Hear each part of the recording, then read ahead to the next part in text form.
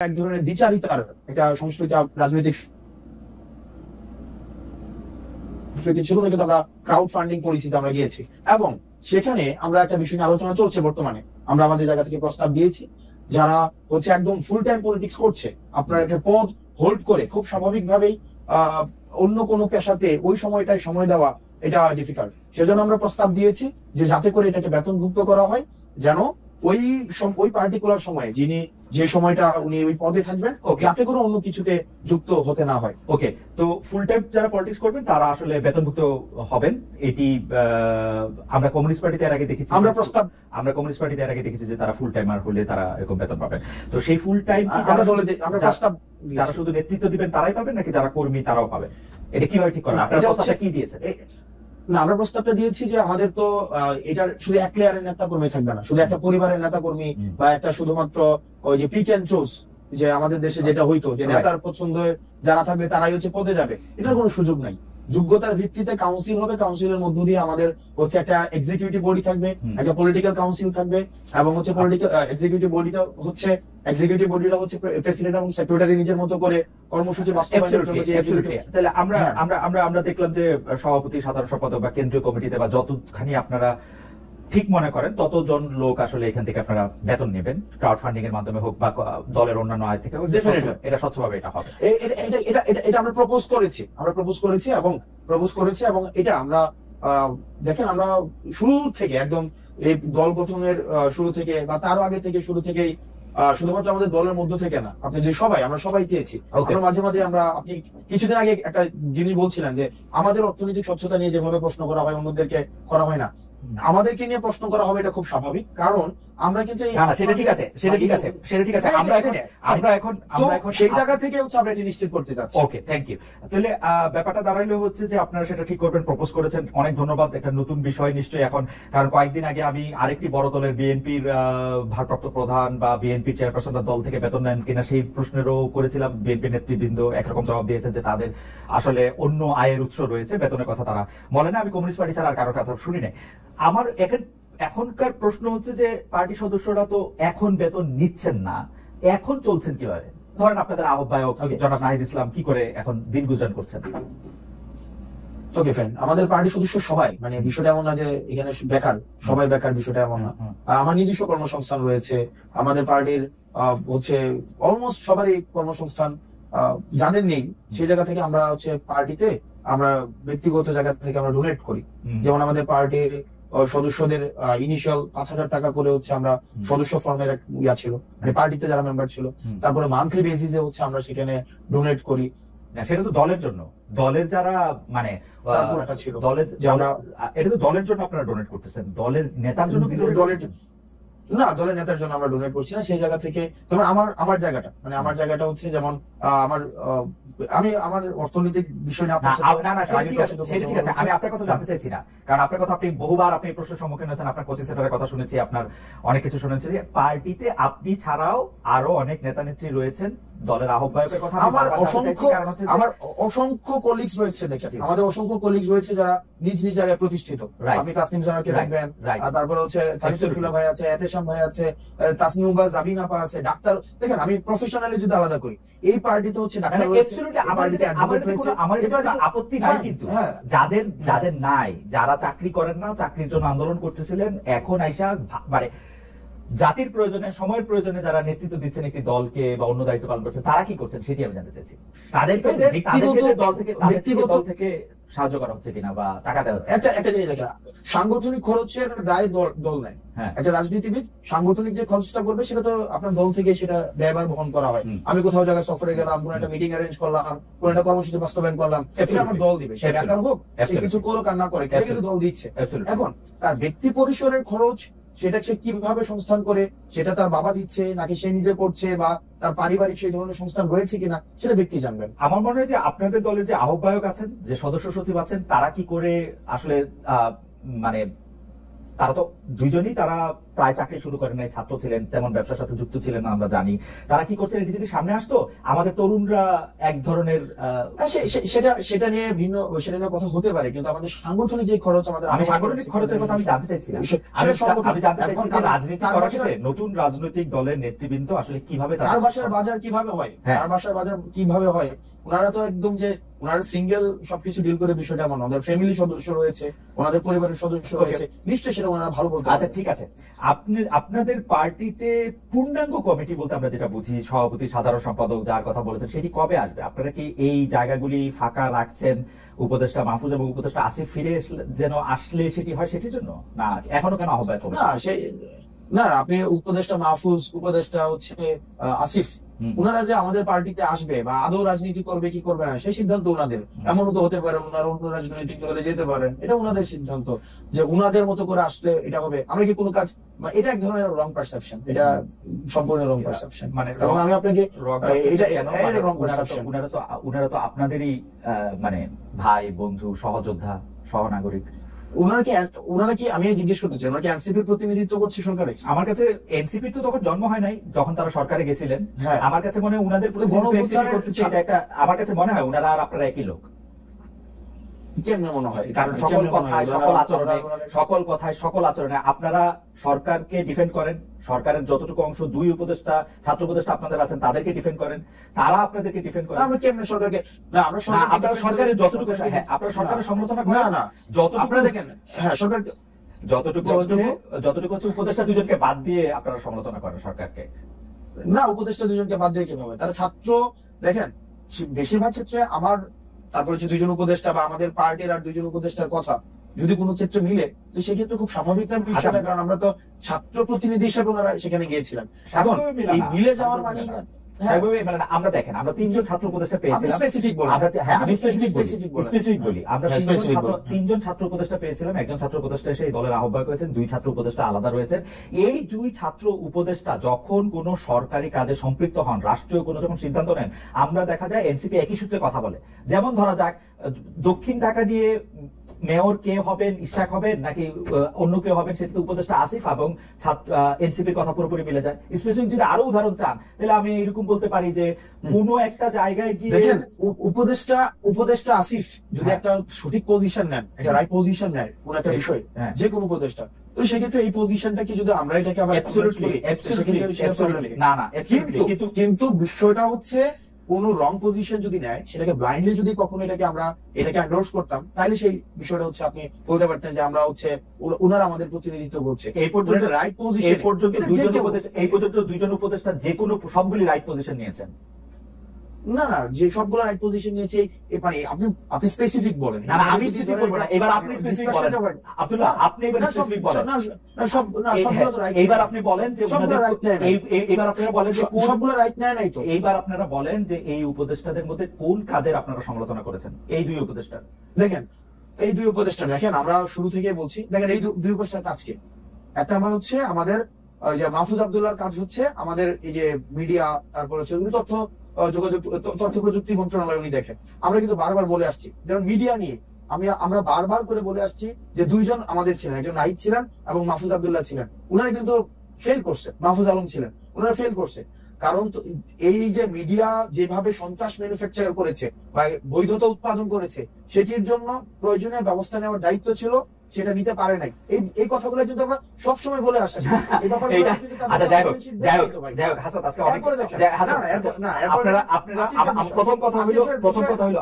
প্রথম কথা হইলো যে আপনি আমার চেয়ে অনেক স্মার্ট।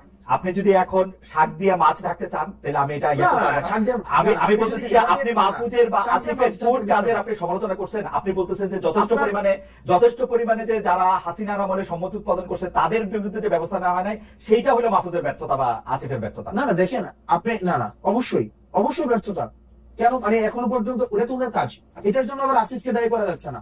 আসিফের কাজ হচ্ছে এলজিআরডি উনি দেখেন, উনি স্পোর্টস মিনিস্ট্রি দেখেন, আসিফ মাহমুদ এই দুইটা মন্ত্রণালয় দেখেন। এখন এই দুইটা মন্ত্রণালয়ে আপনি বলেন না যে কোন বিষয়গুলা আপনি বলেন। আমি ইশাকের কথা বললাম, মেয়র ইশাকের ক্ষেত্রে আসিফের অবস্থান এবং সেই আসিফ জনাব আসিফ নজরুল দেখেন, আসিফকে আমরা কি দেখেন আমি একজন প্রশাসক উত্তর ঢাকায় প্রশাসক নিয়োগের ক্ষেত্রে আসিফের গাজোয়ারি অবস্থান আপনারা কোনোদিন প্রতিবাদ করেন না, এটা অন্য কোনো উপদেষ্টা অন্য কোনো সরকার হলে কি মানে কি জোয়ারি অবস্থা, গাজোয়ারি অবস্থান, গায়ের জোরে নেওয়া অবস্থান। হ্যাঁ, গায়ের জোরে কি করছে, মানে কি করছে? উত্তর ঢাকায় প্রশাসক নিয়োগ দিচ্ছে, দক্ষিণ ঢাকায় ইশরাকে ইয়াতে দেয় নাই, শপথ নিতে দেয় নাই। আমি যত না শপথ নিতে দেন, এটা একটা সাবজুডিস ম্যাটার ছিল, কোনো সাবজুডিস ম্যাটার ছিল না, সেটা সেটেল ম্যাটার ছিল। উনি বলছেন যে উনি আইন উপদেষ্টার জন্য ওয়েট করতেছেন, যদিও খুব ভালোভাবে জানতেন যে আইন উপদেষ্টা আছেন হচ্ছে এখন সাউথ আফ্রিকা, এবং আইন উপদেষ্টা আসার পরে বলছেন যে সময় পার হয়ে গেছে। এখন দেখেন না সময় পার হয়ে গেছে, এখন সেক্ষেত্রে যে মন্ত্রণালয়ের দায়িত্ব ছিলেন এই মন্ত্রণালয়ের এটা বিষয়, বা এটা হচ্ছে হাইকোর্টের বিষয়, তো হাইকোর্টের বিষয় হাইকোর্টের ম্যাটারটা সেটেল ছিল। আসিফ মহোদয় তার ইয়া অনুযায়ী আপনার এলজিআইডিতে উনি যে ডিসিশন নেওয়া প্রয়োজন উনি ডিসিশন নিয়েছে। এটার যদি আপনার কোন ধরনের আমার প্রশ্ন এটা না, আমার প্রশ্ন এটা না জনাব আব্দুল্লাহ, এইটা আমার প্রশ্নই না। আমার প্রশ্ন হচ্ছে যে আপনারা যৌক্তিকভাবে ওনাদের কাজের কোনো প্রতিবাদ না, আমার উত্তর আমার ফাইন্ডিংস হচ্ছে না, আপনারা করেন নাই, আমরা বিকল্প করেন নাই, কারণ হচ্ছে আপনারা তাদের বলছেন আমরা হচ্ছে এবং ইনসিপির জন্য তারা জায়গা খালি রাখতেছে। দেখেন ওনারা জুলাই গণ অভ্যুত্থানের প্রতিনিধি হিসেবে সেখানে গিয়েছে, ওনারা এনসিপির কোন প্রতিনিধি হিসেবে সেখানে যায় না, কিন্তু জন্মদিনের প্রতিনিধি হিসেবে যাবে কেন? না অথবা কি মানে আমাদের কোন প্রতিনিধি হিসেবে সেখানে যায় না, যে তাদের সাথে আমাদের বন্ধুত্বের সম্পর্ক 1 নম্বর বিষয়। 2 নম্বর বিষয় যেভাবে বলা হচ্ছে যে তাদের জন্য জায়গা খালি করে রাখা হইতেছে, এটা কমপ্লিটলি একটা ভুল ধারণা। আমরা আমাদের সংগঠন আমাদের নিজেদের মতো করে আগাচ্ছি, এবং এটা হচ্ছে আমরা আমাদের নিজেদের মতো করে, যখন হচ্ছে আমাদের কিছুদিন আগে হচ্ছে আমাদের গঠনতন্ত্র আমরা জমা দিয়েছি, কিছুদিন আগে হচ্ছে আমাদের রেজিস্ট্রেশনের বিষয় জমা দিয়েছি, আবার আমরা যখন হচ্ছে কাউন্সিল করে সেক্ষেত্রে আমাদের পূর্ণাঙ্গ হচ্ছে আমরা কমিটি দিব। সেক্ষেত্রে এটা কে আসছে কে গেছে কে আসবে না, কাউন্সিলটা কি আপনাদের অতি শীঘ্রই করার কোনো ইচ্ছা আছে, না কাউন্সিলটা আপনারা পরে করবেন? এটার ব্যাপারে কি সিদ্ধান্ত আছে? কাউন্সিল আপনারা কবে করবেন? মানে আমরা ইতিমধ্যে হচ্ছে রেজিস্ট্রেশনের বিষয়টা নিয়ে আমরা এতদিন কাজ করেছিলাম, আপনি জানেন জাস্ট 2 দিন আগে আমরা রেজিস্ট্রেশনের বিষয়টা সম্পন্ন করেছি। এখন অন্যান্য যে ফরওয়ার্ডিং যে বিষয়গুলো নিয়ে আছে সেগুলো নিয়ে আমরা আলোচনা করব। ওকে, তারপরে আমাদের কোনো এক্সিকিউটিভ মিটিং হয়নি। আপনি মানে কাউন্সিলটা কবে হবে সেই ব্যাপারে আপনাদের এখন এক্সিকিউটিভ মিটিং হওয়ার পরে তারপর সিদ্ধান্ত নেন, ফেরে না? আমরা সিদ্ধান্ত নেব। আচ্ছা, রাজনৈতিক বা প্রশাসনিক অভিজ্ঞতা রয়েছে, দল প্রসঙ্গে আসি, রাজনৈতিক বা প্রশাসনিক অভিজ্ঞতা রয়েছে এমন কাউকে কি আপনারা সন্ধান করতেছেন? মানে আপনাদের দলে কি মানে আপনারা কোনো মুরব্বী চান, মানে যারা রাজনৈতিক বা প্রশাসনিক অভিজ্ঞতা রয়েছে, বা মানে এই ব্যাপারে কি ভাবনা আপনাদের, যে আপনারা কোনো আমরা ইতিমধ্যে হচ্ছে আমরা উপদেষ্টা, মানে আমাদের রাজনৈতিক দলের রাজনৈতিক উপদেষ্টা এবং অরাজনৈতিক উপদেষ্টা আমরা হচ্ছে চাই আমাদের পার্টিতে হচ্ছে ইনক্লুড হোক। সেটির জন্য হচ্ছে আমরা সিভি আহ্বানও করেছি, সেই জায়গা থেকে আমরা কথা বলছি, অনেকের সাথে আমাদের কথা হচ্ছে, এবং সেটা হচ্ছে আমরা যে ধরনের রাজনীতি করতে চাই এবং হচ্ছে বাংলাদেশ পন্থী রাজনীতি, সেক্ষেত্রে অনেক সিনিয়র হচ্ছে আপনি যাদেরকে বললেন হয়তো সিনিয়র রাজনীতিবিদ রয়েছে, বুদ্ধিজীবী রয়েছে, লেখক রয়েছে, বা হচ্ছে রিটায়ার্ড। বুঝতে পারছি, এর মধ্যে কি আপনারা আসলে আদর্শগতভাবে কোন রাজনৈতিক বা প্রশাসনিক ব্যক্তিত্ব আপনাদের মাথায় আছে, যে যেমন ধরেন বিএনপির কেউ বা জামায়াতের কেউ, বা ধরেন আন্দালিব রহমান পার্থ বা ডক্টর মোহাম্মদ ইউনূস, মানে আদর্শ হিসেবে আপনারা কাউকে সামনে রাখছেন? ধরেন বিএনপি তারেক রহমান সাহেবের মতো একজনকে চান, বা জামায়াতের শফিকুর রহমানের মতো, বা জনাব আন্দালিব রহমান পার্থের মতো, বা ডক্টর মোহাম্মদ ইউনূসের মতো?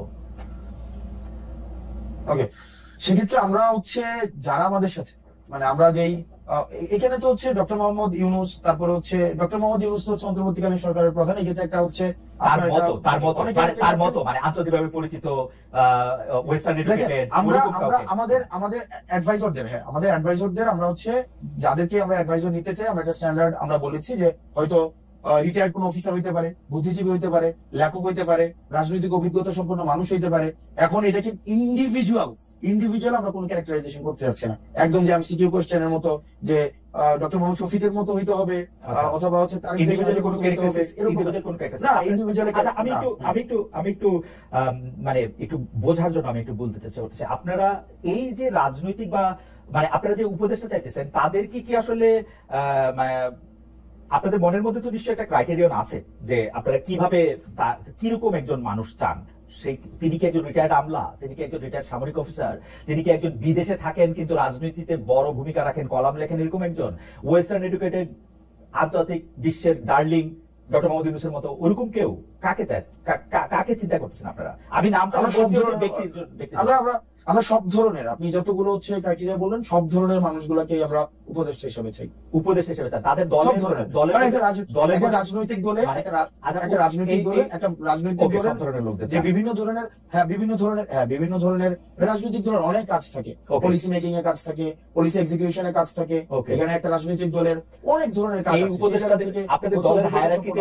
আপনাদের দলের হায়ারার্কিতে উপদেষ্টাদের অবস্থান কিরকম হবে, আপনার উপরে না আপনার নিচে? আমরা একটা অ্যাডভাইজরি প্যানেল করবো। দেখেন আমরা বলছি, দেখেন অ্যাডভাইজর প্যানেল থাকবে আমাদের, একটা পলিটিক্যাল কাউন্সিল থাকবে, পলিটিক্যাল কাউন্সিলটা সবার উপরে থাকবে। এই পলিটিক্যাল কাউন্সিলের আন্ডারে থাকবে আমাদের প্রেসিডেন্ট সেক্রেটারি, এবং প্রেসিডেন্ট সেক্রেটারি হচ্ছে আমাদের একটা হচ্ছে এক্সিকিউটিভ বডির মধ্য দিয়ে তারপর হচ্ছে কার্যক্রম পরিচালনা করবেন। ওকে, ধরেন মানে অন্য কাউকে দিয়ে উদাহরণ দিলে তো এটা মুশকিল, আমি আমার দিয়ে উদাহরণ দিই। ধরেন আমাকে আপনারা এনসিপির উপদেষ্টা হিসেবে নিলেন, আমার স্ট্যাটাসটা আসলে কি হবে? মানে আমি আজকে যদি আপনারা সরকার গঠন করেন, আচ্ছা সরকার গঠনের কথা আপনি বাদ দেন, আজকে আপনাদের যদি পূর্ণাঙ্গ পার্টির কমিটি হয়, সেক্ষেত্রে আমার স্ট্যাটাসটা কি হবে? মানে না বুঝলাম, সেই উপদেশটা কি সহসভাপতির উপরে, সহসভাপতির নিচে, সভাপতির উপরে, সম্পাদকের নিচে, কিরকম? যেমন বিএনপিটা আমি জানি, আওয়ামী লীগেরটাও আমি জানতাম, এখন তো আর জানি না, কিন্তু মানে নতুন যদি দল হয়ে থাকে, কিন্তু বিএনপিটা আমি জানি, এখনো জানি। দেখেন আমরা যেটা করতে চাই সেটা হচ্ছে যে মেটাফরিক অর্নামেন্টাল যে পোস্ট গুলো ছিল আগে, মানে অর্নামেন্টাল অনেকগুলো, 100 উপদেষ্টা, 200 হচ্ছে আপনার ভাইস প্রেসিডেন্ট, 500 হচ্ছে, মানে এগুলো হচ্ছে প্রাইস পোস্টিং করা হইতো। আমরা অতীতের, আমি নাম মেনশন করছি না, অতীতের যে রাজনৈতিক দলগুলো অনেকেই এই প্রাইস পোস্টিং এর জন্য বা অনেকে হচ্ছে খুশি করার জন্য এভাবে হচ্ছে 150 সদস্য বিশিষ্ট উপদেষ্টা পরিষদ, যারা হচ্ছে এই পদটা নিয়ে বিভিন্ন জায়গায় জাস্ট ঘোরাফেরা করতো, আলটিমেটলি ফাংশনাল না। রাদার আমরা যেটা চাচ্ছি সেটা হচ্ছে একটা ফাংশনাল একটা পোস্ট হোক। আপনাকে আমি উপদেষ্টা হচ্ছে আমরা দিব কিনা সেটা হচ্ছে আমরা আলাপ আলোচনা করে, মানে যেই হোক, মানে এনিওয়ান, আমরা পার্সোনিফাই করতে চাচ্ছি না, মানে ওই ক্রাইটেরিয়ার ভিত্তিতে আমরা যাদেরকে আমরা উপদেষ্টা আমরা চাচ্ছি দুই ধরনের। একটা হচ্ছে রাজনৈতিক উপদেষ্টা হচ্ছে সে আমার পার্টির উপদেষ্টা হিসেবে কাজ করবে, সে পার্টিজান উপদেষ্টা সব নির্বাচনে অংশগ্রহণ করবে কিনা?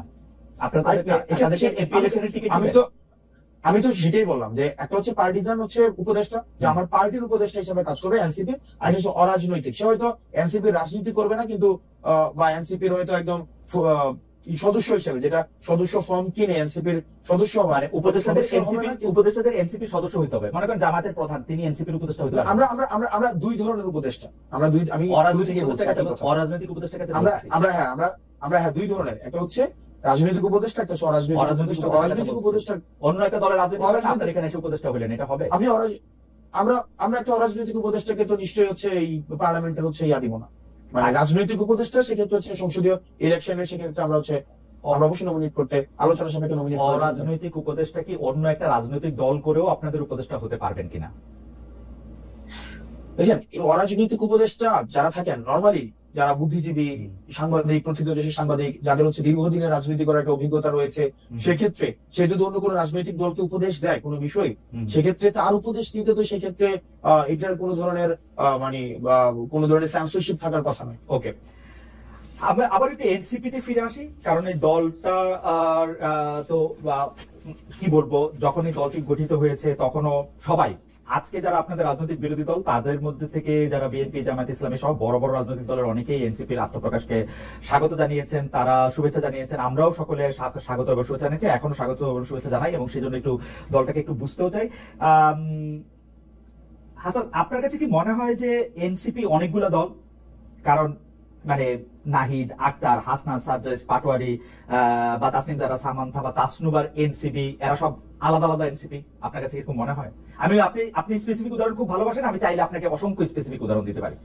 যেমন হেফাজতের সম্মেলনে আপনার অবস্থান, আবার সেনাবাহিনী নিয়ে আপনার মন্তব্যের ক্ষেত্রে সার্জিসের একমত না হওয়া, এইটাকে শিষ্টাচার বহির্ভূত বলা পাটোয়ারির। আবার ধরেন নারী ইস্যুতে আপনার অবস্থান বনাম এনসিপির অবস্থান, আপনাদের অবস্থান বনাম বিভিন্ন অবস্থান হেফাজত, সেই ক্ষেত্রে কি আপনার আলাদা আলাদা দল কিনা, আপনি যদি একটু ব্যাখ্যা করতেন। ওকে ফাইন, প্রথমত হচ্ছে এই আলোচনাটাকে দুই ভাগে, মানে দুইটা লেয়ারে করতে হবে। এক নম্বর বিষয় হচ্ছে যে আমাদের দীর্ঘদিন ধরে যেটা হয়েছে, ইন্ট্রা পার্টি ডেমোক্রেসি আমাদের ছিল না, মানে ইন্ট্রা পার্টি মানে একটা একদম মানে ওয়ান ম্যান সেন্ট্রিক হচ্ছে রাজনৈতিক দলগুলো ছিল, যেখানে রাজনৈতিক দলের, আমি দুইটা লেয়ার শেষ করার পরে আপনি এই ক্ষেত্রে আমাকে প্রশ্ন করবেন। তো সেক্ষেত্রে যেটা হতো যে একটা ভয়েসে, সিঙ্গেল ভয়েস, যে একজন যা বলতো একদম ডাউনওয়ার্ডস পর্যন্ত একই ধরনের ভয়েস সেখানে ইকো হইতো। কিন্তু আমরা যেহেতু 5 আগস্টের পরে অনেক যারা অভ্যুত্থানে ছিল তাদের মধ্যে তাদেরকে নিয়ে হচ্ছে আমাদের রাজনৈতিক দলটা গঠিত হয়েছে। সেখানে আমাদের মধ্যে এই যে ইন্ট্রা পার্টি ডেমোক্রেসি, সেখানে আপনি দেখবেন যে সেখানে নিজের দলের মানুষকে নিয়ে সেখানে সমালোচনা করা হয়, জবাবদিহিতার আন্ডারে নিয়ে আসা হয়, যেটা হচ্ছে নেভার বিফোর সিন। আপনি কখনোই অন্য কোনো রাজনৈতিক দলে সেটা আগে ছিল না। এই কারণে আমাদের দেশে এটা খুবই মানে আনইউজুয়াল একটা ঘটনা মনে হচ্ছে। মাই গুডনেস, যে আপনি চিন্তা করেন একটা জায়গায় যে মির্জা ফখরুল সাহেব একটা ধরনের একটা কথা বলেছেন এবং পাবলিকলি সেটা রিজভী সাহেব সেখানে বলছেন যে এই বিষয়ের সাথে আমি একমত না। এটা হচ্ছে একটা বিষয়। অর্থাৎ এটা কখনোই আমাদের দেশের রাজনৈতিক কালচারে ছিল না যে নিজ দলের সমালোচনা করা যাবে, নিজ দলের সব মানুষের স্ট্যান্ডের সমালোচনা করা যাবে। এক নম্বর বিষয়। 2 নম্বর বিষয়, আমাদের যেহেতু দলটা গঠিত হয়েছে মাত্র 4 মাস হয়েছে, তো 4 মাসের মধ্যে নানা টানাপোড়েন, প্রবলেম সলভ, এবং হচ্ছে আমরা বিভিন্ন বর্গের মানুষ সেখানে এসছে, বিভিন্ন চিন্তার মানুষ সেখানে এসছে, একটা অনেক কাজ করার মধ্য দিয়ে প্রবলেম সলভের মধ্য দিয়ে, কর্মসূচির মধ্য দিয়ে একটা রাজনৈতিক দলের এই যে বিভিন্ন মত পার্থক্য গুলো থাকে, মানে ইন্ট্রা পার্টি যেভাবে আমাদের মত পার্থক্য গুলো থাকে, তখন সেটা একটা শেপে আসে। তো স্বাভাবিকভাবে আপনি 3-4 মাসের মধ্যেই যে এটার একদম একটা সবার মানে ইউনিনিমাস একটা ক্যারেক্টারিস্টিক্স দাঁড়াবে, সেটা হচ্ছে 3 মাস খুব কম সময় সেটির জন্য। তবে ক্রমশ সেটার একটা পর্যায় বা দিন যত যাবে সেটার একটা সেটার একটা জি। প্রথম কথা হচ্ছে ইন্টারপার্টি ডেমোক্রেসির কথা আপনি বলতেছিলেন। ইন্টারপার্টি ডেমোক্রেসিতে কোনো শাস্তি দেওয়ার বা কোনো রকম কোনো জবাবদিহিতা করার, একজন মানুষ আরেকজন মানুষের সাথে কথা বলার এরকম কোনো রীতি আছে কিনা আপনি জানতেছিলেন। আপনি আবার ভালো করে বাংলাদেশের রাজনৈতিক হিস্ট্রি পড়েন, আপনি দেখবেন যে অসংখ্য এরকম উদাহরণ আছে। বদরুদ্দোজা চৌধুরী থেকে শুরু করে ডক্টর কামাল হোসেন থেকে শুরু করে আব্দুল মান্নান ভূঁইয়া থেকে শুরু করে সাইফুর রহমান এবং আওয়ামী লীগের বিভিন্ন লোকের কথা যদি আপনি দেখেন, আপনি যদি বাংলাদেশের বাম আপনি দেখেন আলাদা মন্তব্য হয়েছে, কাউকে কাউকে পার্টি থেকে বেরিয়ে আসতে হয়েছে, সেরকম অসংখ্য ঘটনা ঘটেছে। বর্তমানেও যদি আপনি আসেন, এই 3 সপ্তাহের মধ্যে বিএনপি তাদের অন্তত শীর্ষ 2 নেতাকে 2 বার করে শোকজ নোটিস দিয়ে এসেছে, আলাদা আলাদা করে, শুধুমাত্র মন্তব্য করার জন্য। সুতরাং এটা যে শুধুমাত্র আপনাদের পার্টির একচেটিয়া সেটা আপনি বলেন না। আর 2 নম্বর কথা হলো, আপনি এবার আপনি আমাকে একটু পরিষ্কার করেন যে কোন এনসিপি টা তাহলে আসলে এনসিপি। আমি যখন দেখি যে এনসিপি হেফাজতের ক্ষেত্রে আপনার অবস্থান, নারীদের ক্ষেত্রে আপনার অবস্থান, সেনাবাহিনীর ক্ষেত্রে আপনার অবস্থান থেকে আমরা হেফাজতের বাইরে সেনাবাহিনী, আমি একটু বুঝতে চাই আপনার কাছ থেকে যে হেফাজতের মানে হেফাজতের প্রশ্নে আমার অবস্থান কি ছিল, মানে হেফাজতের ওই সমাবেশে আপনি সেখানে উপস্থিত ছিলেন, আপনি সেখানে গিয়েছিলেন পরে, এবং সেখানে আপনি বক্তব্য রেখেছেন নারী কমিশনের বক্তব্য প্রসঙ্গে। তো সেখানে আপনি বক্তব্য রেখেছেন এবং আপনি বক্তব্য রেখেছেন না দাঁড়ান, আপনি আমাকে প্রশ্ন করলে বলতেই পারেন। আপনি আমাদের মানে আংশিক সত্য, সেটা আংশিক সত্য। আমি হেফাজতের প্রোগ্রামে গিয়েছি, এটা সত্য, কিন্তু পরবর্তী যে বিষয়গুলো রয়েছে সেখানে নারী কমিশনের বাতিল বিষয়ে আমি কোনো কথা বলিনি। আপনি ভিডিও আছে, সব জায়গায় আছে। হেফাজত সেই সভাটা আহ্বানই করেছিল নারী কমিশনের রিপোর্টের এগেইনস্টে। আপনি সেখানে জেনে বুঝেই গিয়েছেন এবং একাত্মতা করতেই গিয়েছেন সেখানে। একটা বিষয় আমি একদম অন এয়ারে বলছি আপনাকে, কোন ইনফরমালি কোন আলাদা ভাবে বলছি না, অন এয়ারে বলছি। ওই প্রোগ্রামটা ইনিশিয়ালি হওয়ার কথা ছিল, সেখানে যে হেফাজতের শাপলা হত্যাকাণ্ড হয়েছিল সেই শাপলা হত্যাকাণ্ডের এই বিষয়ে, এবং এর আগে আমরা হচ্ছে আওয়ামী লীগ নিষিদ্ধের একটা প্রোগ্রাম দিয়েছিলাম। এই প্রোগ্রামের একদিন পরেই হচ্ছে ওই প্রোগ্রামটা হয়েছিল আপনার হচ্ছে সোহরাওয়ার্দীতে। আমরা সেখানে, আপনি যদি আমার বক্তব্যতে দেখেন, সেখানে আমি স্পষ্টভাবে আওয়ামী লীগ নিষিদ্ধ নিয়ে কথা বলেছি। 2 নম্বর বিষয় আমি শেষ করি। 2 নম্বর বিষয়, সেখানে নারী কমিশনের যে বিষয়, সেখানে আমি কমিশন বাতিল বিষয়ে আমি কোনো কথা বলিনি। স্পষ্ট উল্লেখ আছে, সেখানে আমি বলেছি যে নারীদের যে যোগ্য হিস্সা রয়েছে, নারীদের যথাযথ, আমি আপনার বক্তব্য শুনেছি, এবং এই কমিশন নিয়ে যদি কোনো ধরনের মত পার্থক্য থেকে থাকে, সেটি নিয়ে আলোচনার ভিত্তিতে সেটি সমাধান হতে হবে। এবং সেখানে নারীদেরকে নিয়ে হেফাজতের ওইখানে আপনার অবস্থান কি এনসিপির অবস্থান? আমি কোয়ালিটেটিভ ইয়াতে চাচ্ছি না, আমি বলতে চাচ্ছি যে আপনার অবস্থান এনসিপির অবস্থান কিনা। আমাদের এনসিপি নারী কমিশনের বিষয়ে এই অবস্থানটাই ছিল। আমি যে অবস্থানটা, যেই কথাটা সেখানে আমরা বলেছি, কারণ আমরা বলেছিলাম নারী কমিশন যে প্রস্তাবগুলো দিয়েছে করাটা এনসিপির অংশগ্রহণ করা কিনা। দেখেন সেখানে যে প্রস্তাবগুলো দিয়েছে, আমি আসছি, সেখানে যে প্রস্তাব, আমি যে কথাটা বলেছি, আমার এনসিপির নারী কমিশনের বিষয়ে ঠিক সেই ধরনের অবস্থানটা ছিল, যে আমাদের যে প্রস্তাবনাগুলো দিয়েছিল সেই প্রস্তাবনার কিছু কিছু জায়গায় আমরা সংশোধনের প্রস্তাব দিয়েছিলাম, যে সংশোধনের মধ্য দিয়ে এই নারী কমিশনের এই বিষয়গুলো হচ্ছে ফরওয়ার্ড করা হোক। 1 নম্বর বিষয়। 2 নম্বর বিষয় হচ্ছে ওখানের উপস্থিতির যে বিষয়টি, সেটি হচ্ছে যে তখন সব রাজনৈতিক দলের, আমাদের হেফাজতের যারা আছেন সব রাজনৈতিক দলকেই তারা হচ্ছে দাওয়াত দিয়েছিল, সেই দাওয়াতের অংশ হিসেবে এনসিপির প্রতিনিধি হিসেবে আমি সেখানে গিয়েছিলাম। আমি অবশ্য এনসিপির এই বিষয়ে দেওয়া পরের প্রেস রিলিজে, পরে তাদের বক্তব্যে, তাদের নেতাদের কথায় কখনো আমি এটা প্রমাণ পাই নাই যে আপনি এনসিপির প্রতিনিধিত্ব করতে সেখানে গিয়েছিলেন। আমি বরং উল্টোটা শুনেছি, আমি বরং উল্টোটা শুনেছি, ওখানে শুনেছি হাসনাত আব্দুল্লাহ সেখানে গিয়েছেন নিজের ক্যাপাসিটিতে। না, নিজের ক্যাপাসিটি দেখেন, বিষয়টা হচ্ছে যে আমরা প্রথম দিন একটা প্রোগ্রাম ছিল, একদম ওই দিনের আগের দিন একটা প্রোগ্রাম ছিল আওয়ামী লীগ নিষিদ্ধের বিষয়ে, এবং আওয়ামী লীগ নিষিদ্ধের বিষয়ে যারা যারা যারা যারা একমত ছিল সেই জায়গা থেকে আমাদেরকে মানে হেফাজতে ইসলাম পাঁচি, এটা খুব সম্ভবত প্রোগ্রামটা ছিল মার্চ মাসে, প্রোগ্রামটা হচ্ছে মার্চ মাসে ছিল না প্রোগ্রামটা? হ্যাঁ, মার্চে ছিল, মার্চে ছিল প্রোগ্রামটা। তো তখন হচ্ছে ওই যে শাপলা হত্যাকাণ্ড নিয়ে হচ্ছে সে প্রোগ্রামটা হওয়ার কথা ছিল, এবং সেই জায়গায় হচ্ছে আমি গিয়েছিলাম, এবং এটা হচ্ছে আমার পার্টি থেকে আমি গিয়েছিলাম। যাই হোক, এটা আপনি নিশ্চয়ই পরে আবার ভেবে দেখবেন যখন আপনার নিজের রাজনৈতিক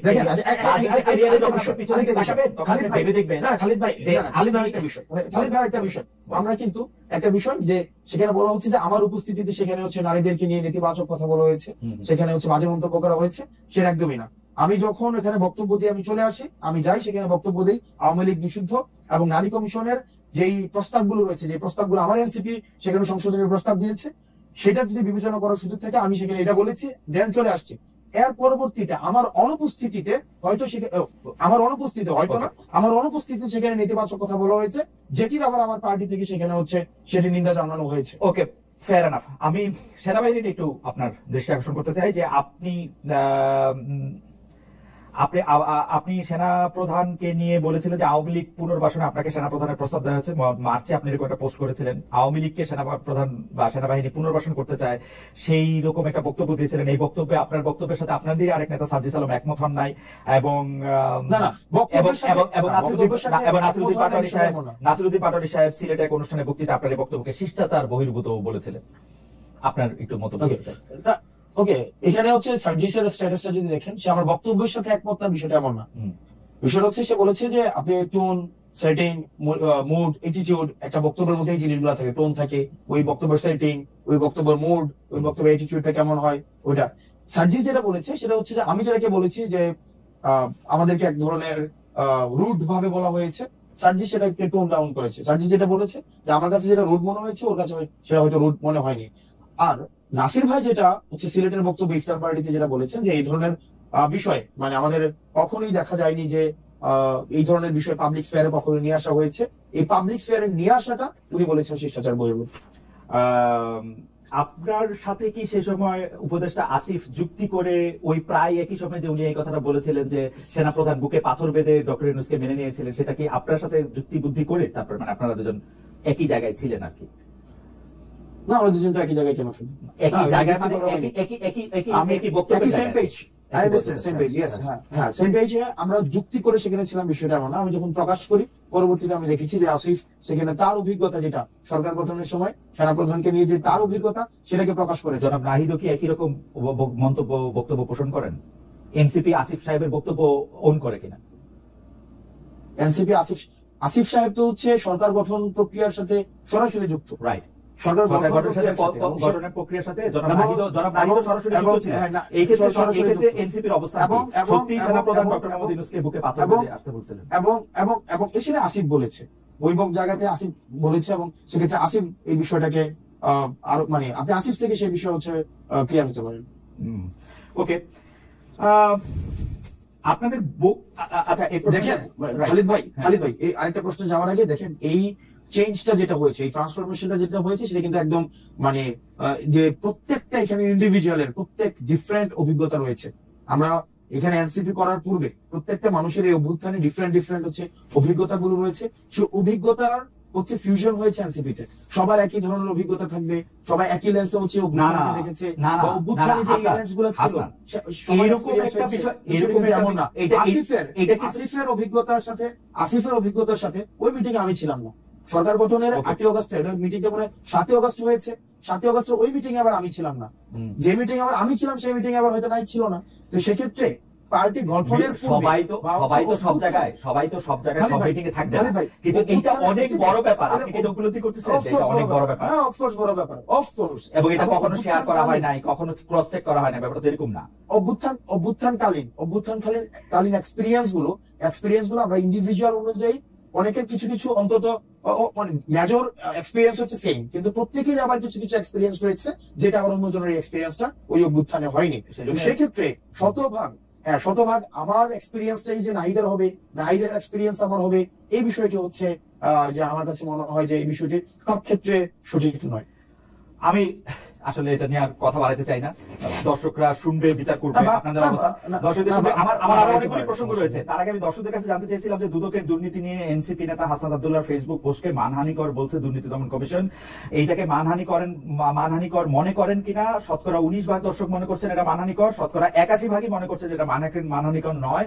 48,000 দর্শক ভোট দিয়েছেন। বোঝা যাচ্ছে যে আমাদের দর্শকদের মধ্যে জনাব হাসনাত আব্দুল্লাহর পক্ষে, যে হাসনাত আব্দুল্লাহর যে অবস্থান মানহানিকর নয় দুদকের এই কথা, সেটি মনে করছেন শতকরা 81% লোক, এবং 19% মনে করছেন যে এটি মানহানিকর।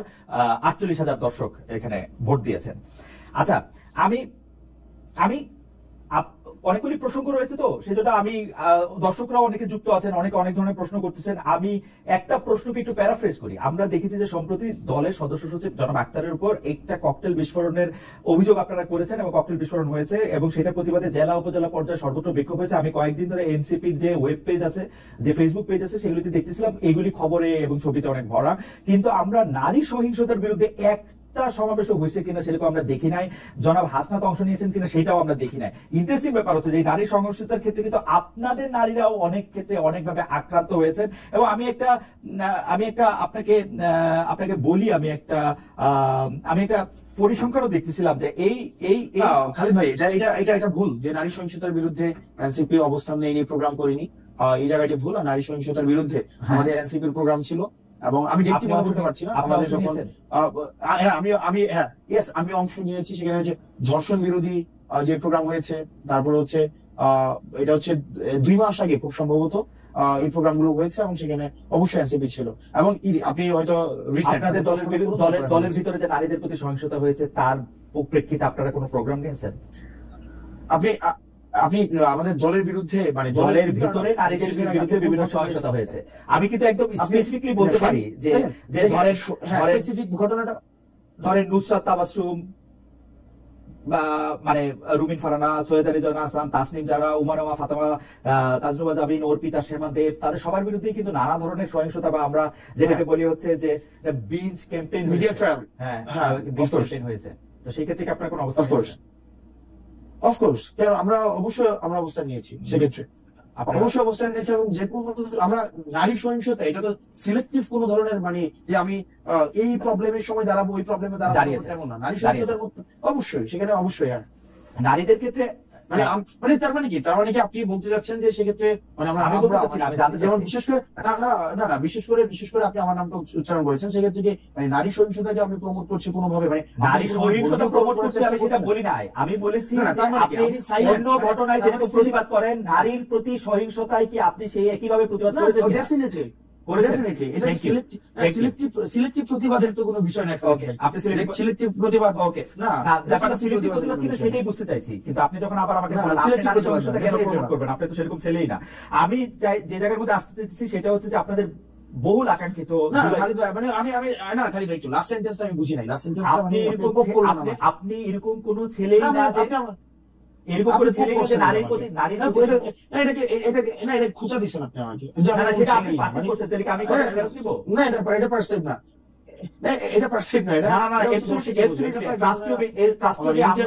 আমরা আপনাকে যেরকম জানি আপনি too serious a person to do such things.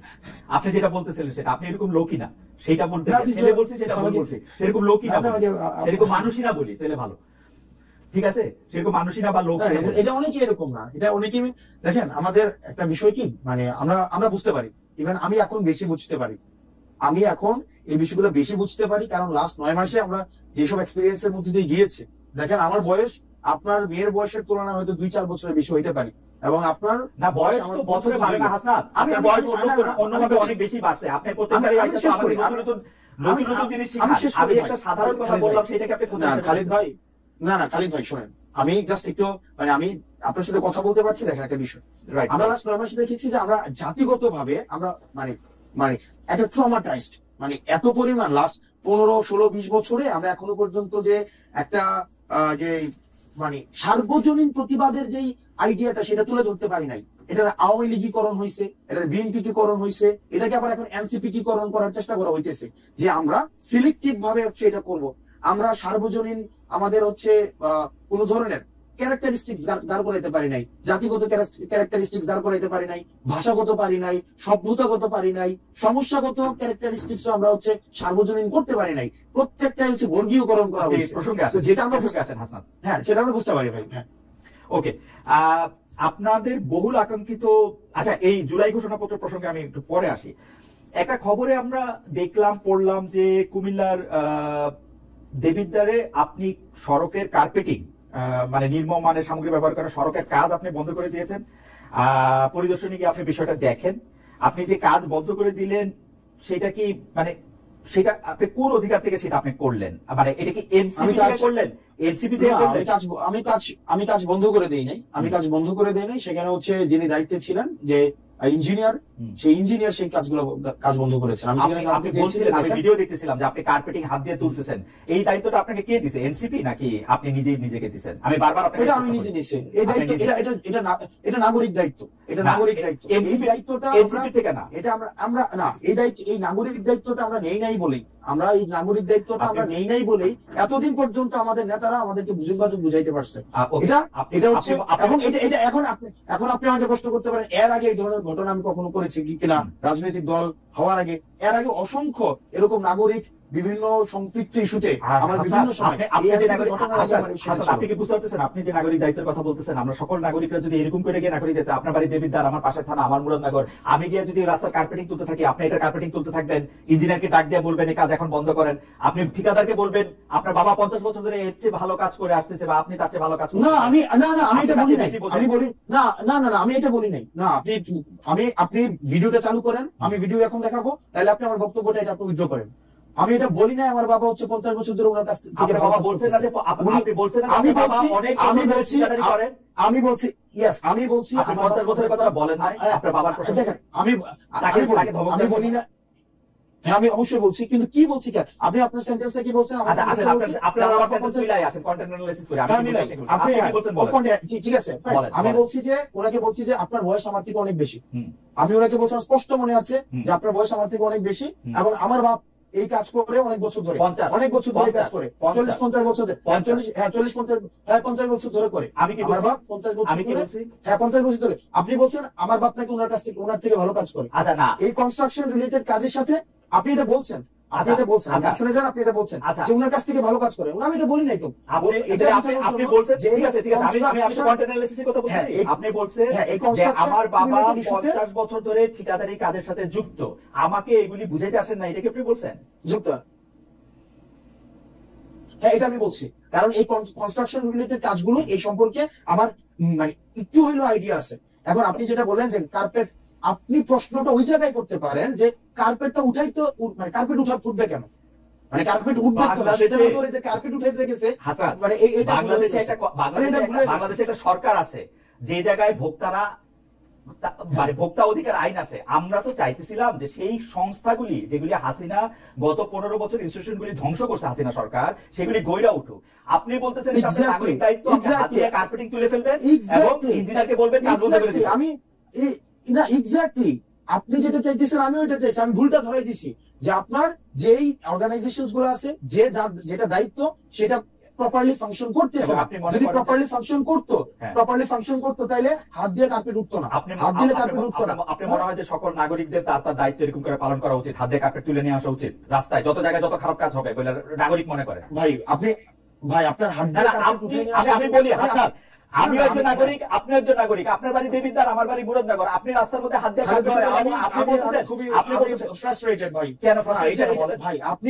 আপনি কার্পেট রাস্তার মধ্যে, প্রথম প্রশ্নটা আপনি এটা করেন, রাস্তার মধ্যে এমন কার্পেট যাবে কেন? না, রাস্তার মধ্যে কার্পেট যাবে কেন সেই প্রশ্ন আমি করলাম। রাস্তার মধ্যে হাত দিয়ে উঠাবো কার্পেট, কি দিয়ে উঠাবো? আপনি এই বললেন যে নাগরিকদের এই দায়িত্ব পালন করা উচিত সবার, আমারও উচিত কিনা সেটা আপনি আমার বলেন, নাকি আপনি স্পেশাল? ভাই আপনার একটা কাজে, আপনি যদি দেখেন একটা কাজে এই কাজটা যেভাবে করা উচিত ছিল সেভাবে কাজটা হয় না, অভিযোগ করবো। আমি রাস্তায় হাত দিব না, আমি রাস্তায় হাত দিব না। এটা আইন নিজের হাতে তুলে নেওয়া। আমাদের দেশে আপনি যেটা করছেন সেটা হচ্ছে আইন নিজের হাতে তুলে আমাদের নেওয়া। দেশে শুনেন, আমাদের দেশে আমি আইন নিজের হাতে তুলে নেই নাই, আমি আইন নিজের হাতে তুলে নিই। আমার দেশের কাজটা ঠিকভাবে হইতেছে না, সেই জিনিসটা হচ্ছে আমি দেখাইছি যে দেখেন এখানে 5টা স্তরে কাজটা ঠিকভাবে হইতেছে না, এবং সরকার এত কোটি টাকা ইনভেস্ট করার পরও আপনি এমন ভাবে কাজ করতেছেন যে কাজটা প্রপারলি, এটা কোনো ফাংশনালি হইতেছে না। যার যেটা করা দরকার ছিল সে সেটা করতেছে না, তাকে তখন ইঞ্জিনিয়ার এসে সেই কাজ বন্ধ করছে। তো তার মানে কি আমার দেশের যে প্রবলেমটা, সেই প্রবলেমটা নিয়ে আমরা কথা বলবো না? হাসনাত, আপনি দেখা মনে প্রবলেমটা, মানে প্রবলেমটা হাসনাত, আপনি যে কাজটা করছেন এটার জন্য তো আমি বুঝতে পারতেছি আপনি অনেক প্রাউড। আপনি কি চান যে আমরা সবাই এইভাবে আমাদের কাজগুলি করি? আমি প্রাউড না, না মনে করেন যে আমি আজকে আমি আবারও আমার উদাহরণ দিচ্ছি, আমি একজন সাধারণ নাগরিক, আমি ইনস্টিটিউশনগুলো যদি আমাদের দলে বড় আমাদের নেতা না, আমি ইনস্টিটিউশনগুলো যদি এখন আমাদের রাস্তাটা দেখি আমি এটা হাতে তুলবো কিনা, আমার প্রশ্ন সরল। আপনি যদি দেখেন কাজটা ঠিকঠাক ভাবে হইতেছে কিনা, এটা কি মানে এটা আমার দেখার দায়িত্ব, অবজার্ভ করা, মানে আমি দেখবো। আপনি কি আপনি আচ্ছা এটা দেখার দায়িত্ব আপনার না, কিন্তু আপনি যখন দেখছেন যে কাজটা ঠিকঠাক ভাবে হইতেছে না, বললাম তখন অভিযোগ করবো। আমাদের দেশে ওকে ফাইন, আমাদের দেশের ওই কালচারটা, আপনি যে কালচারটা দেখেন আইডিয়াল কালচারটা, সেটা আমিও দেখি যে আমাদের দেশের ইনস্টিটিউশন গুলো প্রপারলি ফাংশন করুক, কিন্তু আমাদের দেশে করে নাই তো ভাই। আমরা তো দেখছি হচ্ছে রডের বদলে বাঁশ দিয়ে হচ্ছে ব্রিজ বানাইছে, রডের বদলে যে বাঁশ দিয়ে ব্রিজ বানাইছে, প্রপার অথরিটিকে যে বলছে না তো বছর ধরে প্রপার। আমি আসনাদ আব্দুল্লাহ তো হচ্ছে এর আগে কার্পেট উঠাই নাই গিয়া, তাহলে কার্পেট আপনারা তো অনেক বছর ধরে প্রপার অথরিটিকে অভিযোগ দিতেছেন, তো প্রপার অথরিটিকে অভিযোগ দেওয়ার পরে তাইলেও রডের বদলে বাঁশ গেল কেন? তাইলেও হচ্ছে আপনার কার্পেটিং হাত দিলে উঠে যায় কেন? প্রশ্নটা করেন, আমার মনে হয় উঠে যায় কেন? হাসনাত, হাত দিলে উঠে যায় কেন? হাসনাত, আমি আপনাকে বলি, আপনি যে উদাহরণ জাতির সামনে রাখতেছেন, লক্ষ লক্ষ কোটি কোটি মানুষ আপনাকে ফলো করে, এই উদাহরণটা দিলে এই যে সাধারণ একজন মানুষ আমার মতো, সেও এই কাজটা নিজের হাতে করার ব্যাপারে উৎসাহী হবে কিনা সেটা আমি আপনাকে ভাইবা দেখতে বলছি। আপনি যেটা করছেন সেটা আপনার জন্য ঠিকই আছে, আপনি তো এটাই করবেন। ওকে, এটা করবেন কারণ আপনি নেতা, আপনি তো পদ দেখাবেন, আপনি নেতা, আপনি পদ দেখাবেন। আরেকটা বিষয় আছে, কি এটার আরেকটা ইস্যু আছে, এটার আরেকটা বিষয় আছে। আমি আজকে কার্পেট হাত দিয়ে উঠাইছি, যখন এর পরবর্তীতে ওই রাস্তাটা যে করবে, কন্ট্রাক্টর করবে অথবা হচ্ছে যে ইঞ্জিনিয়ার করবে, কার্পেট যেন হাত দিলে না উঠে এই বিষয়ে সে সচেতন। এবং বাংলাদেশে এরকম কাজ যদি আরো 4,500 হয়ে থাকে, 4,500 জায়গায় এরকম কার্পেটে হাত তোলা উচিত, তাই তো ব্যাপারটা? মানে এই 4.5 একটা বিচ্ছিন্ন ঘটনা না, এটা তো বিচ্ছিন্ন ঘটনা না।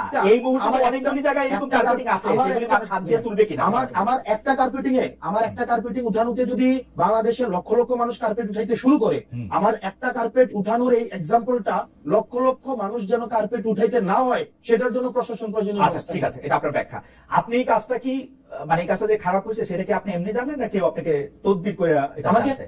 মানে আপনাকে কেউ জানাইছে? এটা আমার সাংবাদিক জানাইছে। এটা আপনাকে সাংবাদিক জানাইছে।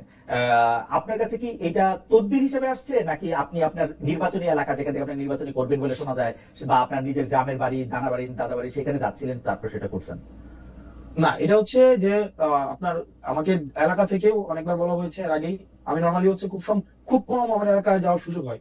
তো সেক্ষেত্রে একদিন আমাদের রেজিস্ট্রেশনের পরের দিন আমার হচ্ছে এক সাংবাদিক দেখাইলো যে এই রাস্তা না, আরো অনেকগুলো রাস্তা হচ্ছে এই ধরনের নিম্নমানের কাজ হচ্ছে, এবং দেখা যাচ্ছে যে এই ধরনের কোনো ব্যবস্থা নেওয়া হচ্ছে না। এলাকার মানুষও খুব ক্ষুব্ধ, এবং হচ্ছে এই বিষয়ে যেন প্রয়োজনীয় ব্যবস্থা আমরা সবাই মিলে নেই, সেই জন্য আমি জাস্ট গিয়েছিলাম সেখানে, এবং দেখলাম তো এই দুরূহ অবস্থা। কিন্তু আমি আমার নিজের প্রতি সরি ফিল করতেছি আসলে, যে আমার উচিত হয় না, আমার মাপ চাওয়া উচিত, একটা গণমাফ কর্মসূচি হয়তো এটা পালন করা উচিত আমার। মানে এটা কেন বললেন? আমাকে খোঁচা দিলেন?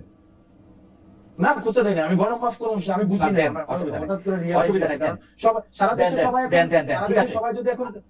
সারা দেশের সবাই যদি কার্পেট উঠানো শুরু করে, তাহলে তো আমার তো আপনি সেই আহ্বানই জানাইতেছেন আমার কাছে মনে হলো। আপনি তো নেতা, আপনি যেটা করবেন মানুষ তাই করবে।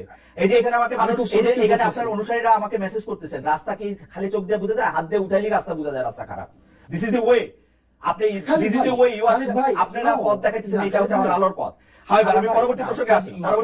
আপনার আহ্বান আপনি জানাইছেন, আপনার মেসেজ আপনি দিচ্ছেন, লোকে লোকে একটা বুঝছে। খালিদ ভাই, আমরা ডিসকাশনটা এমন জায়গায় পুট করতেছি, আপনি রাস্তাটা কেন হাত দিলে উঠে যায় আমরা সেই জায়গায় ডিসকাশনটা নিতেছি না, বরং সে কেন চোর ধরাই দিল, আমার কথা হইলো, চোর যদি বাংলাদেশে পুলিশ ছাড়া কম্পিটিটিভ অথরিটিরা যেই ধরুক, আমি সেই ব্যাপারে আপত্তি জানাবো। আপনার স্কুল আলাদা, আপনি বলবেন চোর আপনারই ধরে দেওয়া উচিত, এই হচ্ছে পার্থক্য। আপনি চোর ধরতে চাইলে আপনি বিসিএস দেন, আপনি অনেক মেধাবী মানুষ, আপনি বিসিবি দেন, পুলিশে চোর ধরে, বিচারক হয় বিচার করে।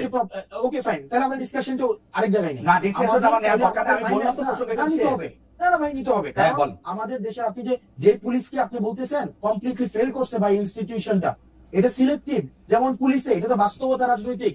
অন্য কেউ কল দিলে কাজ হয় না, এখন হাসনাত আব্দুল্লাহ কল দিলে কাজ হয়। হাসনাত আব্দুল্লাহ কল দিলে কেন কাজ হবে? সিলেক্টিভ কেন হইলো? কেন না না কেন সিলেক্টিভ হইলো এটা? ধরেন আজকে আমার উপদেষ্টা আছে, আমরা তো এই চেষ্টা করতে চাইলাম হাসনাত, আমরা তো এই চেষ্টা করতে চাইলাম, আমরা তো এই চেষ্টা করতে চাইলাম। আপনারা নতুন বন্দোবস্তের কথা কই, অ্যাবসলিউটলি পুরো বন্দোবস্তের হাতে হাতে sir. We are in the same page ভাই, we are in the same page. আপনি যেটা চাইতেছেন আমিও সেটা চাইতেছি, কিন্তু প্রবলেম হচ্ছে আপনি যেটা চাইতেছেন আমি সেটা চাইতেছি না। প্রবলেম হইতেছে যেটা আপনি বিদ্যমান কনটেক্সটটাকে বিবেচনায় নিতেছেন না, আমি বিদ্যমান কনটেক্সটটাকে বিবেচনায় নিতেছি। বিদ্যমান কনটেক্সটের বিবেচনা আমি নেই নাই, আমি পুরো আওয়ামী লীগের আমলে শুনছি বিকল্প নাই, বিদ্যমান কনটেক্সট বিবেচনা নিতেছি না, জঙ্গি আইকা করবে। আমি বিকল্প নাই না, আমি সেই জায়গা থেকে শুনছি আমি বিকল্পটা বললে কাজ হয়। হাসান আব্দুল্লাহ এসে রাস্তা তুলে দেন, বন্ধ করে দেন। ভাই এটা তো আমি বললাম, এটা তো আমার জন্য দুঃখজনক যে আমি বললে দেখেন this has to stop, this has to stop immediately। I নিজের হাতে তুলে না, চোর ধরা। আমি স্টপ করতে চাই ভাই। দেখেন খালেদ ভাই, আইসিইউ তে হসপিটালে আইসিইউ নাই ভাই। আমরা তো এখন হচ্ছে তদবিরের একদম মানে আমি তদবিরটা নিয়ে বলতে চাইছিলাম। আচ্ছা আপনার হসপিটালের আইসিইউ প্রসঙ্গ আমি শুনছি, আমি তদবিরটা নিয়ে একটু বলেন তো, একবারে বলেন যে আপনার কাছে কি অনেক তদবির আসে, সারাদিন তদবির আসতে থাকে, মানে আপনি কি অনেক তদবির করেন? তদবির আমি বলি, যেমন 5 আগস্টের পরে যাদের সাথে পরিচয় হয়েছে, 5 আগস্টের পরে যাদের সাথে পরিচয় হয়েছে, কারোর সাথে যদি 2 মিনিট কথা হয় সে একটা তদবির করে। ইভেন টকশো শেষে হোস্ট তদবির করে, মানে টকশো শেষে হোস্ট তদবির করে। তো সেই জায়গায় হচ্ছে এই যে তদবির করাটা কেন তদবির করছে, কারণ এই তদবির যারা করে আমি তাদেরও যেমন সমস্যা, একই সাথে একটা সিস্টেম ডেভেলপ করে নেই ভাই। কেমনি সিস্টেম ডেভেলপ করে নাই? দেখা যাচ্ছে যে রোগী যখন হসপিটালে যায় আইসিইউ নাই, তাকে বলা হয় আইসিইউ নাই, তার আইসিইউ লাগবে, আইসিইউ নাই। কিন্তু রাজনৈতিক যে দলগুলো রয়েছে আমি এখন এসে দেখতেছি তারা ফোন দিলে কিন্তু ঠিকই কাজ হয়। আপনি আজকে দেখেন রাস্তাতে তো দেবিদ্বারে 4 লক্ষ মানুষ আছে, 4 লক্ষ মানুষ থাকার সত্ত্বেও সেখানে হচ্ছে রাস্তায় এই ধরনের কাজ করার মানে সেই সাহসটা পাইছে। আমরা এটার পরিবর্তনটা ভাই চাইছি, হ্যাঁ আনফরচুনেটলি তো সেটা ভাই আনফরচুনেটলি সেটা তো ওভারনাইট হচ্ছে না, এবং আমরা অনেক জায়গায় আশাহত হয়েছি। আমরা বারবার করে এই সিস্টেম ডেভেলপ দেখেন, আপনি যে বললেন চোর পুলিশ ধরে দিবে, পুলিশ সংস্কার কমিশনে দেখেন, আজকে আপনি প্রশাসন সংস্কার কমিশন দেখেন, আজকে আপনি এনবিআরও আজকে আন্দোলন চলতেছে, সংস্কার কমিশন দেখেন। আমাদের মনস্তাত্ত্বিক ভাবে এটার একটা হচ্ছে মানে আমার মনে হয় যে জাতিগত একটা পিউরিফিকেশন প্রয়োজন, একদম সবাইকে একসাথে পিউরিফাই করা প্রয়োজন। আদারওয়াইজ আমরা আসলে যেভাবেই বলি না কেন এটা সংস্কারটা এখন আস্তে আস্তে এটা চ্যালেঞ্জিং হয়ে দাঁড়াইতেছে। ভাই আপনি মনে হয় হচ্ছে আমি সেটা ঠিক আছে, আমি আপনার ব্যাপারটা বুঝতে পারতেছি। আমারও মনে হয় হাসনাত আমি আর আপনি একদমই সেম পেজে, কিন্তু আপনার যে যুক্তি সেই যুক্তি তো আপনারই যুক্তি, বহুবার আপনার সঙ্গে আমার কথা হয়েছে এখানে। সেইটার ক্ষেত্রে তো আমি আর আলাদা করে আপনাকে আর কনভিন্স করতে পারবো না। কিন্তু আমার কাছে মনে হয়েছে আইন নিজের হাতে তুলে নেওয়ার যে চর্চা গত 15 বছর ধরে ইনস্টিটিউশনগুলি ধ্বংস করার জন্য ছিল, সেই একই চর্চা, একই ফাঁদে, একই রাস্তায় আমরা যেন না হাঁটি। এটা হচ্ছে আমার প্রশ্ন। আপনার এটা নিয়ে কোনো মন্তব্য করার দরকার নেই। আমি এটাকে শতভাগ মানি, একই সাথে আমি এটাও চাই কোন রাজনীতিবিদ যেন তদবির করতে না হয়, কোন রাজনীতিবিদদের যেন যাওয়া না লাগে, কোন রাজনীতিবিদদের ফোনে যেন কোনো ফাইল না ছুটে। এটা যেন অটোমেটিক একটা প্রসেসে দাঁড়ায়, এটা যেন একটা অটোমেটিক প্রসেস হয়। ঠিক আছে, আমাদের গবেষণা আমি আসলে চট করে এমনিতে সময় শেষ হয়ে যাচ্ছে এবং মানে কিছুটা সময় আপনার থেকে একটু বাড়তি নিতে চাই। আমাদের গবেষক দল একটি ছোট কোড পাঠিয়েছে আপনাকে এটি পড়ে শোনানোর জন্য। সেটি হচ্ছে যে এর আগের প্রসঙ্গে, ওই হেফাজত ইসলামের জনসভায় যাওয়া প্রসঙ্গে, সেটা হচ্ছে এনসিপির সিনিয়র যুগ্ম আহ্বায়ক আরিফুল ইসলাম আদিব বলেছিলেন হেফাজত ইসলামের সমাবেশে দল হিসেবে এনসিপি আহ্বান করা হয়নি, অভ্যুত্থান পরবর্তী নেতা হিসেবে ব্যক্তিগত জায়গা থেকে হাসনাত আব্দুল্লাহ এই সমাবেশে অংশ নিয়েছেন। তিনি আরো বলেছিলেন যে ওই সমাবেশে অংশগ্রহণ করবে কিনা এটা এনসিপি জানতো কিনা, প্রশ্নের জবাবে তিনি বলছেন কোর্ট যাবে এটা জানতাম, যাওয়ার বিষয়ে আমরা নেতিবাচক ছিলাম না। হাওয়েভার এটা হচ্ছে তার মন্তব্য। আমরা পরবর্তী প্রসঙ্গে যাই। এনসিপি হিসেবে দাওয়াত করা হয়নি সেটি তিনি বলেছেন জনাব আদিব। আমরা পরবর্তী প্রসঙ্গে যাই। আমরা দেখেছি যে সাবেক রাষ্ট্রপতি জনাব আব্দুল হামিদের থাইল্যান্ড যাওয়ার বিষয়টি প্রতিবাদে আপনার নেতৃত্বে যমুনা ও শাহবাগের আন্দোলনের মুখে সরকার আওয়ামী লীগের কার্যক্রম নিষিদ্ধ করে, কিন্তু হামিদ সাহেবের দেশত্যাগ যে শুধু চিকিৎসার জন্য ছিল, সরকারের অনুমোদনের ভিত্তিতেই সেটা ফিরে এসে তিনি প্রমাণ করেছেন। আমাদের অনুষ্ঠানে বা অন্যান্য জায়গায় আমাদের অনুষ্ঠানে এক বিএনপি নেতা জয়নুল আবদিন ফারুক তিনি সরকারের দিকে আঙুল তুলে বলেছেন হামিদ ইস্যুতে সরকার এনসিপি কে দিয়ে নাটক মঞ্চস্থ করিয়েছিল আওয়ামী লীগের কার্যক্রম নিষিদ্ধ করার জন্য। আপনি সেই নাটকের কেন্দ্রীয় চরিত্রে অভিনয় করেছিলেন কিনা সেটা হচ্ছে প্রশ্ন।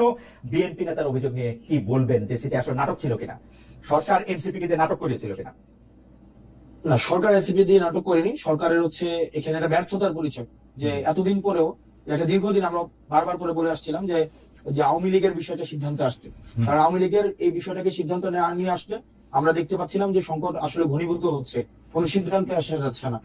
সেই জায়গা থেকে বারবার বলা সত্ত্বেও আমরা দেখছিলাম যে আওয়ামী লীগের বিষয়ে কোনো সিদ্ধান্ত না এসে ক্ষেত্র বিশেষে বিভিন্ন জায়গায় ফেসিলিটেট করা হচ্ছে, এবং সেটার অংশ হিসাবে আমাদের কাছে ওই যে সাবেক রাষ্ট্রপতিকে থাইল্যান্ড পাঠানোর বিষয়, সেক্ষেত্রে সরকার থেকে আমাদের কাছে মনে হয়েছে সেক্ষেত্রে সরকার জড়িত।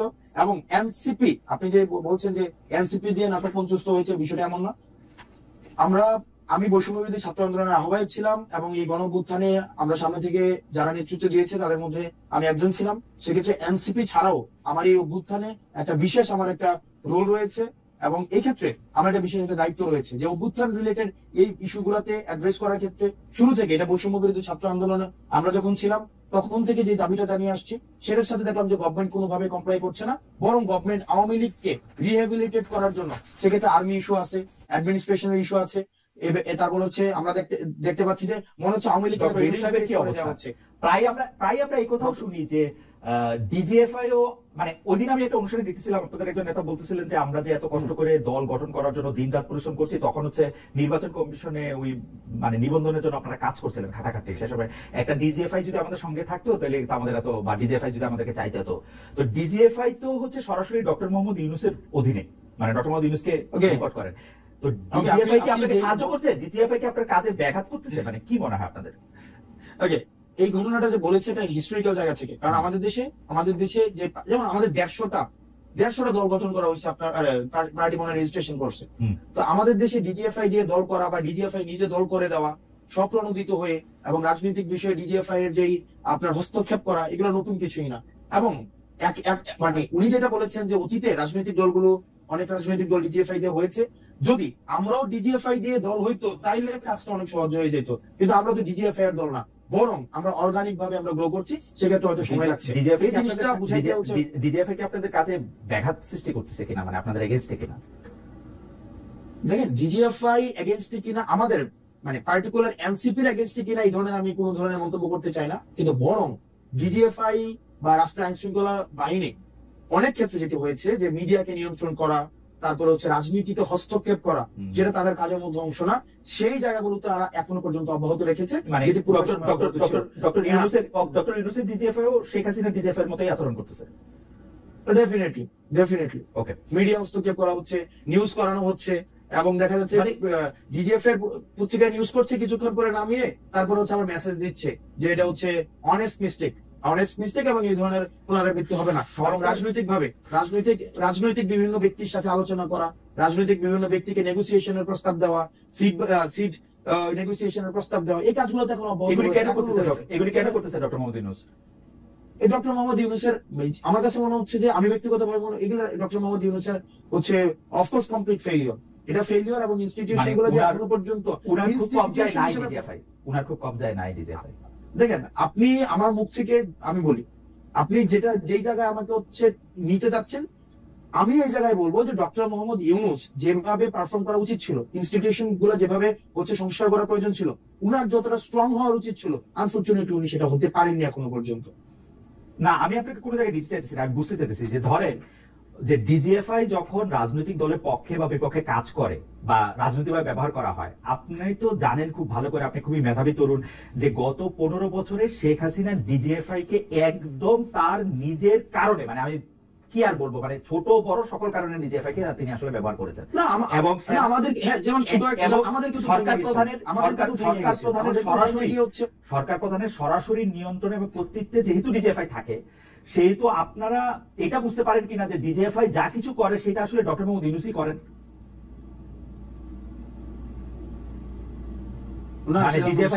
আমরা এটাই বুঝতে পারি যে সব ক্ষেত্রে আমরা এটা বুঝতে পারি, আমি ব্যক্তিগতভাবে এটা বুঝতে পারি, যেহেতু আমি ডিজিএফআই এর সার্ভিলিয়েন্সে দীর্ঘদিন ছিলাম এই অভ্যুত্থানকালীন সময়টাতে, তো সেক্ষেত্রে এটা বুঝতে পারি ডিজিএফআই এর স্টিল মানে যে সংস্কারের প্রয়োজন ছিল, এবং অতীতের তাদের যেই অনেকগুলো কাজ ছিল, যে কাজগুলো জাতির জন্য একটা দীর্ঘমেয়াদী একটা নেতিবাচক একটা প্রভাব রেখে গিয়েছে, সেটির সংস্কারের জন্য সরকারের যে ধরনের পদক্ষেপ নেওয়া প্রয়োজন ছিল, সরকার এখনো পর্যন্ত সে ধরনের পদক্ষেপ নেয়নি। এবং ক্ষেত্র বিশেষে এমন হয়েছে রাষ্ট্রের প্রত্যেকটা ইনস্টিটিউশনের প্রতি সরকারের যে পূর্ণাঙ্গ গ্রিপ থাকা প্রয়োজন ছিল, সেই গ্রিপ এখনো প্রতিষ্ঠিত হয়নি। আমার একটা ছোট্ট অভিজ্ঞতার কথা বলি। আমরা দেখেছি যে এই সরকারি প্রতিষ্ঠানগুলিকে ঐতিহাসিকভাবে সরকার প্রধানরা এখন পর্যন্ত যারা সরকার প্রধান ছিলেন তাদের বেশিরভাগ সময় কুকিগত করেছেন বা তাদের নিজের মতো করে ব্যবহার করেছেন। যেমন 9 বছর এরশাদ সাহেব যেভাবে দেশ চালিয়েছেন, প্রশান্ত সাহেব কুকিগত করেছেন, কিন্তু শাহাবুদ্দিন সাহেব এসে কিন্তু 3 থেকে 6 মাসের মধ্যে নির্বাচনে একটি পরিস্থিতি সৃষ্টি করেছেন এবং একটি সুষ্ঠু নির্বাচন দিয়েছেন। প্রশাসনের লোকরা কিন্তু সেই নির্বাচনকে প্রভাবিত করতে পারে নাই।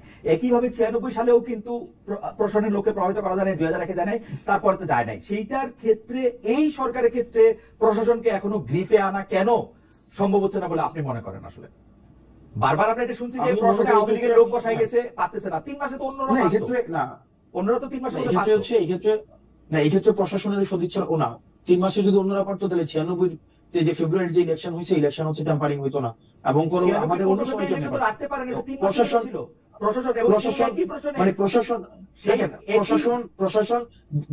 সময় প্রশাসন বিভিন্ন সময়ে শুধুমাত্র যে প্রশাসনের এই দ্বিচারিতামূলক আচরণ শুধুমাত্র আপনি আজকেই দেখছেন, বিষয়টা তেমন না। প্রশাসনের দ্বিচারিতামূলক আমি প্রশাসনকে দেখেছি, প্রশাসনের হেড যদি চোর না হয়, শেখ হাসিনাকে আমরা বলেছিলাম যে আপনি শুধু চেয়ারটা থেকে নেমে ইলেকশন দেন, আপনার সব পুলিশরা থাকুক। ওইটা দিতে উনি সাহস করে নাই, কারণ উনি জানতেন তারপর উনি হেরে যাবেন, চেয়ার থেকে নেমে গেলে উনি হেরে যাবেন। প্রশাসনের দ্বিচারিতামূলক আচরণ দেখেন, আপনি সংস্কার প্রস্তাবনা সেখানে দেওয়া হয়েছে। আপনি দেখেছেন যে সচিবালয়ে কি ধরনের অস্থিতিশীল পরিস্থিতি তৈরি করে রাখা হয়েছে। আজকে এনবিআরও যদি দেখেন, সংস্কার প্রস্তাবনা দেওয়া হয়েছে, সেখানে হচ্ছে একটা অস্থিতিশীল পরিবেশ তৈরি করে রাখা হয়েছে। আমি কিন্তু আগে অ্যাকনোলেজ করে নিয়েছি যে ডক্টর মোহাম্মদ ইউনূস যেই আপনি প্রশাসনের হেড অবস্থায় যে ধরনের ওনার সব জায়গায় গ্রিপ থাকার প্রয়োজন ছিল, বা সহযোগিতা ডাউনওয়ার্ডস যে একটা ওনাকে হেল্প করার প্রয়োজন ছিল, বা প্রশাসনের যে মনস্তত্ব যে আমরা সরকারকে হেল্প করবো বা একটা ইনস্টিটিউশন গুলাকে স্ট্রেংথেন করার ক্ষেত্রে আমরা হেল্প করবো, সেক্ষেত্রে আমরা সব জায়গায় এই ডট গুলো একটা ডিসকানেকশন আমরা দেখতে পাচ্ছি। আমি সেখানে শুধুমাত্র ডক্টর মোহাম্মদ ইউনূস, শুধুমাত্র প্রশাসন, এখানে একটা মিউচুয়ালি একটা ডিসকানেকশন ডিসকানেক্টেড আমাদের কাছে মনে হচ্ছে। আমার কাছে মনে হয় যে আমি আমার অভিজ্ঞতা দেখেছি যে সরকার চেঞ্জ হলে প্রশাসকরা রং পাল্টান, প্রশাসনের কর্মকর্তারা হয় তখন আড়ালে চলে যান বা ভীত থাকেন। প্রশাসনের কর্মকর্তারা কোনো আদর্শের রাজনীতি কখনো করে না, এবং আওয়ামী লীগ বা বিএনপি কেউ আদর্শের দল হিসাবে তাদেরকে সামনে রেখে এটি করেছেন, তারা কেউ করে নাই। যেই তারা চেয়ার থেকে সরে যান, তারা কিন্তু তাদের দলের লোক হয়ে পড়েন, একদম অ্যাবসলিউটলি। ডক্টর মোহাম্মদ ইউনূস প্রশাসনকে পূর্ণাঙ্গ রূপে উনি পরিচালনা করতে এখনো পর্যন্ত প্রত্যাশিত পরিচালিত করতে পারেনি। সেটি আমার কাছে মনে হয় যে উনি এসে বিচার করার প্রয়োজন ছিল, এবং প্রশাসনে যারা দীর্ঘ একটা সময়ে এই ধরনের আওয়ামী লীগের অন্যায্যতা, আওয়ামী লীগের হচ্ছে যত ধরনের অপরাধকে পৃষ্ঠপোষকতা দিয়েছিল, তাদের দৃষ্টান্তমূলক শাস্তি নিশ্চিত ছিল, তাহলে সেটির ক্ষেত্রে অনেকটাই সহজ হতো পূর্ণাঙ্গ হচ্ছে আমাদের সংস্কার কার্যক্রমকে আপনার হচ্ছে সহজ করা। সেক্ষেত্রে আমরা দেখেছি যে উনি অনেকটাই মানে উনি যে আমার থিসিসটা একটু মনে রাখেন, আপনার যারা সমর্থক আছেন তারাও প্রচুর পরিমাণে যে হাসিনা তাদের লোক বসিয়ে গেছিল প্রশাসনে। আমি বলতেছি দায়িত্ব নিয়ে হাসিনার বসানো লোকগুলি প্রশাসনে এখন খুবই দুর্বল, কোনটা দেশ ছেড়ে পালাইছে, এবং যারা আছে তাদেরও কোন রকম কোনো সাহস নাই। সুতরাং এই জুজুর ভয় আর দেখানো যাবে না, পাওয়াও যাবে না। আমি পরবর্তী প্রশ্নে আসি। নাই, একজনও নাই। আমি খোঁজ নিয়ে বলতেছি, জেনে বলতেছি, হাসিনার লোক একজনও নাই প্রশাসনে। এখনো আছে ভাই। আচ্ছা, এখনো আছে, ঠিক আছে। আপনাদের এই থাকাটা সরকারের ব্যর্থতা অবশ্য। আমি একটা কথায় আসি যে জুলাই ঘোষণাপত্র, জুলাই সনদ কিছু এখনো হয়নি। আপনারা নিজেরাই যখন জুলাই ঘোষণাপত্র প্রকাশের উদ্যোগ নিয়েছিলেন, সরকার তখন আপনাদের থামিয়ে দায়িত্ব দিতে সর্বশেষে আইন উপদেষ্টা বলেছিলেন যে 30 কর্মদিবসের মধ্যে ঘোষণাপত্র চূড়ান্ত হবে। আপনারা কি জানেন যে এটা আসলে এখন কোন অবস্থায় আছে? আমাদের আজকে হচ্ছে 30 কর্মদিবসের শেষ দিন। আজকেই আমরা হচ্ছে 31শে ডিসেম্বর যখন করতে যাই, তখন সরকার আমাদেরকে বলেছেন যে ঐকমত্যের ভিত্তিতে হবে, এবং পরবর্তীতে আমরা যখন আন্দোলন করি তখন আমাদেরকে বলা হয়েছে 30 কর্মদিবসের মধ্যে হবে। আজকে পর্যন্ত সেটি হয়নি, এবং এটি একটি মানে সরকার হচ্ছে এইভাবে কমিটমেন্ট ব্রেক করা, এটা সরকার তো একটা ইনস্টিটিউশন থেকে এই ধরনের আচরণ অপ্রত্যাশিত, এবং এটি নিয়ে আমাদের পরবর্তী কার্যক্রম সেটা হচ্ছে আমরা আজকেই আপনার মিটিং শেষে আমরা আলোচনা করে তারপরে হচ্ছে আমরা সিদ্ধান্ত নেব। জনাব মোহাম্মদ মোস্তফা আমাদের একজন দর্শক, তিনি বলছেন যেটাকে হাসনাত আব্দুল্লাহ নাগরিক দায়িত্ব বলছেন, সেটাকে সাংবাদিক সাহেব আইন নিজের হাতে তুলে নিয়েছে বলছেন। আমি সাংবাদিককে বলতে চাই, হাসনাত আব্দুল্লাহ যা করেছে সত্যি কি সেটা আইন নিজের হাতে তুলে নেওয়া বলে? আমার মতে বলে। এখন আপনারা অনেকেই বলতেছেন বলে না, তাহলে আর কি আর করা যাবে? ফাইন। আমি পরবর্তী প্রসঙ্গে আসি।